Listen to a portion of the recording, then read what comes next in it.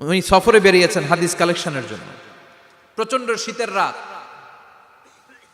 উনি মাগরিবের নামাজ, এশারের নামাজ পড়ে একটা মসজিদে শুয়ে পড়লেন, আর শুয়ে শুয়ে হাদিস পড়তেছেন। কি পড়তেছেন? কথা বলেন। আর মনে মনে ভাবলেন রাতটা মসজিদে কাটায় দেই, ফজরের নামাজ পড়ে আবার বেরোবো। কিন্তু দারোয়ান এসে বলে মসজিদে থাকতে পারবেন না, ওঠেন। দারোয়ান আছে না? কথা কন। আহমদ ইবনে হাম্বল বললেন আমি শুধু রাতটা থাকতে চাই, আমি তো ফজরেরও মুসল্লি, ফজর নামাজ পড়বো তো এই মসজিদে, আমার থাকতে দাও। দারোয়ান তো দেয় না, কেন? মসজিদে থাকার জায়গা না, যান মিয়া।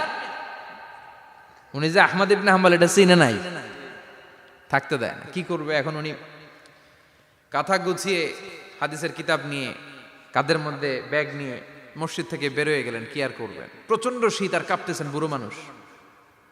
পথিমধ্যে দেখলেন বাজার।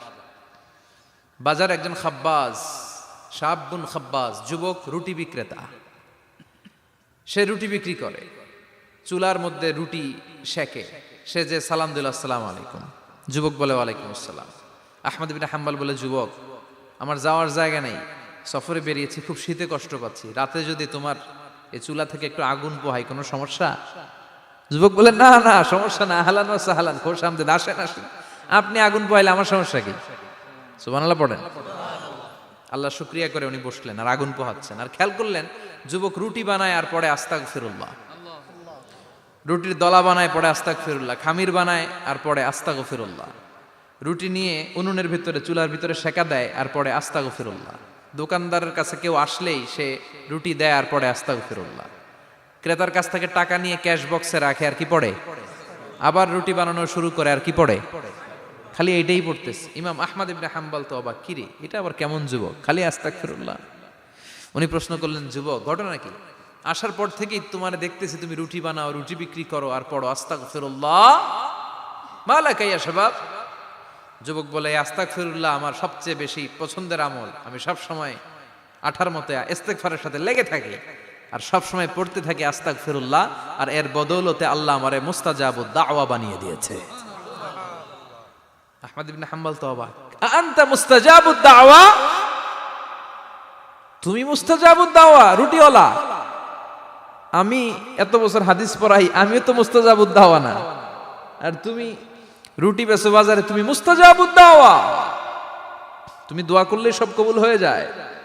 যুবক বলে না আনা মুস্তাজাবুদ দাওয়া, আমি আমার জীবনে যত দোয়া করেছি কবুল করে নিয়েছে কে? সব দোয়া কবুল করে নিয়েছে আল্লাহ, একটা দোয়া ছাড়া। কয়টা? আহমদ ইবনে হাম্বলের কৌতূহল, কিউরিসিটি আরো বেড়ে গেল। কি? সব দোয়া কবুল হয়েছে একটা দোয়া ছাড়া। মাযালিকা দোয়া ইয়া শাব, কি সেই দোয়া?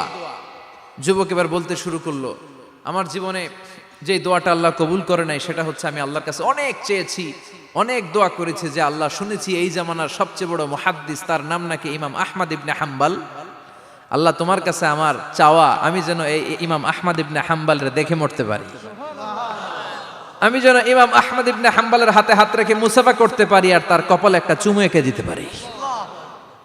আহমদ ইবনে হাম্বল আবেগপ্রবণ হয়ে গেলেন, চোখের পানি ছেড়ে দিলেন, বললেন যুবক তোমার এই দোয়াটাও কবুল হয়ে গিয়েছে।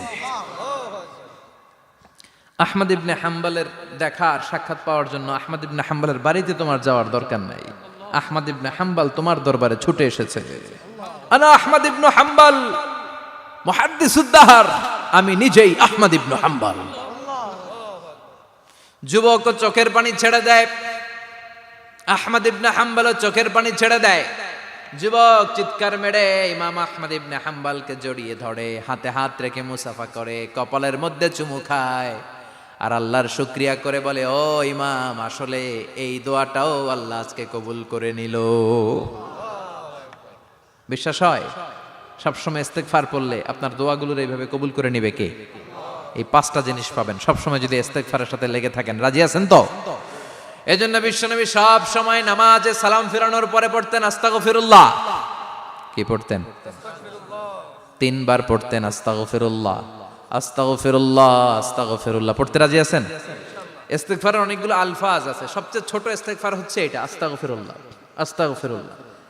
আরো আছে আস্তাগফিরুল্লাহ আল্লাযী লা ইলাহা ইল্লা হুয়াল হাইয়ুল কাইয়্যুম আতুবু ইলাইহি। বিশ্বনবী বলেন এই ইস্তেগফারটা যদি কেউ পড়ে, আত-তাওয়াল্লি মিন ইয়াউমিজ জাহাফ, যুদ্ধের ময়দান থেকে পালিয়ে আসা কবিরা গুনাহ। কি গুনাহ? কাফেরদের সাথে যুদ্ধ, আমি তাগড়া যুবক, তলোয়ার নিয়ে নেমেছি, আমার দেহের এক ফোঁটা রক্ত থাকা পর্যন্ত আমি যুদ্ধ চালিয়ে যাব, আমি